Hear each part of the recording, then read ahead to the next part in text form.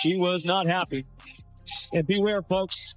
AB might be talking to Becky throughout the game day. They're best friends. Run it out, Wilson. In the face of absolute power, what happens if someone who has been ignored for years suddenly appears?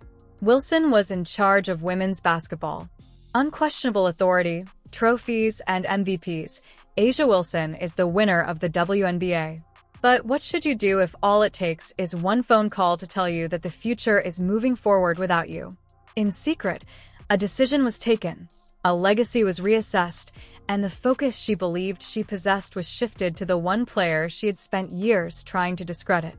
Was Clark Caitlin deluded by dread of what lay ahead or by hubris? Clark has captured the basketball world. Yeah, it's pretty. Hey, this isn't a story about numbers or highlights. It has to do with rivalry, ego, and how a well-kept grudge may lead to the fall of a dynasty. Because the opponent you publicly criticize isn't always the most dangerous. It's the one who moves into your place while you're still looking in the mirror. Strain in the setup for 2 years. To understand how we arrived to this incredible moment, we must travel back to 2022, when A'ja Wilson was firmly seated at the top of women's basketball. Consider this. She proudly displayed the MVP award. Moment she found out she won that third MVP. Her championship ring shone under every camera flash. She earned lucrative endorsement deals as major businesses fought for her attention. Without hesitation, magazine covers, media stories, and television pundits referred to her as the greatest player of her generation. Wilson saw herself in the mirror every morning as someone who had achieved success through skill and tenacity. Someone who has definitely earned the right to be the center of attention for her sport. She didn't want to share that attention with anyone, much less an Iowa College star who wasn't yet a successful professional. When Caitlin Clark emerged, Wilson's perceptions about her place in the basketball world began to shift. In contrast to most prospects, Clark took her time entering the national dialogue about women's basketball. She didn't subtly advance through the ranks and wait to be recognized. No, more akin to a meteor crashing across the sky. She shot to fame, leaving a path of broken records and confused defenders in her wake. She's been A1 since day Top tier. but she was on a whole different level while making WNBA. Weeks in advance, every arena where she played was unexpectedly sold out. For decades, the WNBA had been chasing broadcast statistics, but she broke those records in every game she participated in. Every sports network's highlight reel included her incredible 30-foot three-pointers. For Sunday, Clark was on a record-breaking. When she launched, her fierce competitive fire and unflinching confidence reminded older fans of legends they thought they would never see again. The media was enthralled by her narrative. Suddenly, casual fans who had never watched women's basketball before were devoting their DVRs to her games. Furthermore, A'ja Wilson, who believed herself to be the true queen of this kingdom, could not bear to see someone else earn the admiration she believed was exclusively hers. Wilson made a pivotal decision that would eventually come back to haunt her in unexpected ways.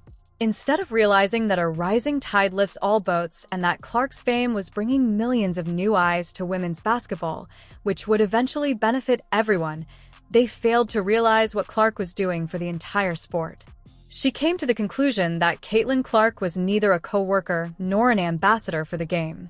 She came to the conclusion that Clark was her enemy. The campaign was quiet initially, so subtly that most people dismissed it as a coincidence or miscommunication. Clark's credibility as a potential professional was questioned in this well-liked post. There was a mysterious comment there that seemed to be intentionally written to denigrate her accomplishments without naming her. Wilson began sharing content that highlighted veteran accomplishments at a time that was clearly intended to overshadow Clark's record-breaking moments. Wilson would suddenly incorporate references to her own achievements or caustic comments about what it really takes to be the best in her social media posts whenever Clark achieved something significant. When Time magazine named Clark the prestigious athlete of the year, Clark. Yes. Clark hits the three. Too much space. an award that should have been celebrated as a worldwide victory for women's sports. Wilson did not celebrate this triumph for the sport she claimed to love in her online persona. Instead, it was filled with blatant skepticism and hardly concealed resentment. The message was obvious to anyone who was paying attention. Rather than seeing Clark as a rising star who could elevate the league as a whole, Wilson saw Clark as an existential threat to everything she believed she had achieved over years of sacrifice and hard work. Wilson appears to have never understood this aspect of jealousy. It never stays buried, no matter how hard you try to conceal it. Wilson's jealousy was evident in the way he used loaded terms like real impact and sustained excellence in interviews, which were obviously meant to minimize Clark's contributions to the sport. The passive-aggressive insults became less nuanced and more pointed as Clark's notoriety grew beyond anything Wilson had ever achieved. It was clear from the way Wilson would change the subject whenever reporters mentioned Clark's accomplishments or asked her opinion on the basketball obsession. Wilson committed the fatal mistake of taking advantage of every accomplishment of Caitlin Clark to denigrate her own legacy. She made Clark's victory about herself rather than the remarkable growth of the sport they both claimed to enjoy. She convinced herself that she was defending the honor of all soldiers. In actuality, though, she was just protecting her own ego from the uncomfortable reality that a younger, more marketable individual had appeared. Wilson could not have known at the time that Team USA officials were watching each and every one of these conversations with professional, detached eyes while taking incredibly detailed notes. The secret flaw that nobody talks about. This is the point at which the mainstream basketball media hardly ever covers this topic. Everyone talks about Wilson's dominance. Everyone talks about her accomplishments, her stats, and her ability to steer a game. A'ja Wilson is a two-time Olympic gold medalist and two-time WNBA champion. However, when you consider how international basketball truly operates, a fundamental issue with A'ja Wilson's style of play becomes startlingly clear. This problem is known by insiders as this special whistle. Check out Wilson's WNBA free throw attempts. On average, she scores 12 points per game. At first glance, that appears to be an indication of an unstoppable force. A player who is so powerful that she cannot be stopped without fouling. However, a closer look at the movie reveals a different narrative. You witness a player who has become an expert at persuading officials to make contact. An exaggerated gesture concludes each drive to the hoop. Every defensive game, regardless of how well played, ends with a dramatic call for a foul. Wilson's WNBA scoring production is based on more than just skill. It is mostly based on a consistent flow of favorable officiating that has shielded offensive athletes like her for many years. This works wonderfully in the WNBA. Offensive players are favored under the regulations. The referees are familiar with the stars. This kind of play is rewarded by the system. However, the world of international basketball is quite different. Your MVP awards don't matter to FIA referees. They don't give a damn about your Instagram following or your sponsorship deals. They oversee a game in which physical participation is not only allowed but encouraged.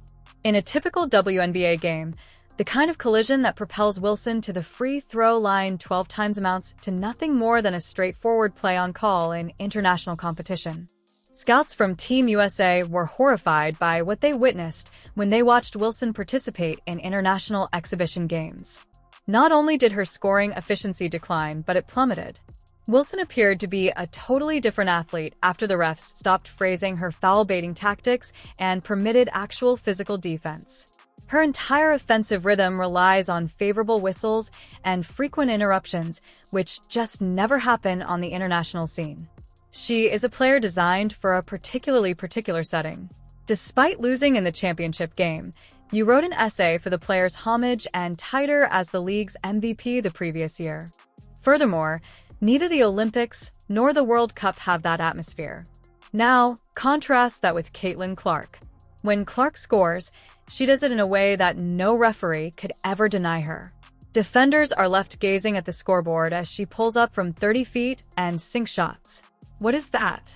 Roughly 26 feet when she's moving to her left rhythmically and incredulously. She doesn't flail, collapse, or search for a whistle when defenders come into contact with her.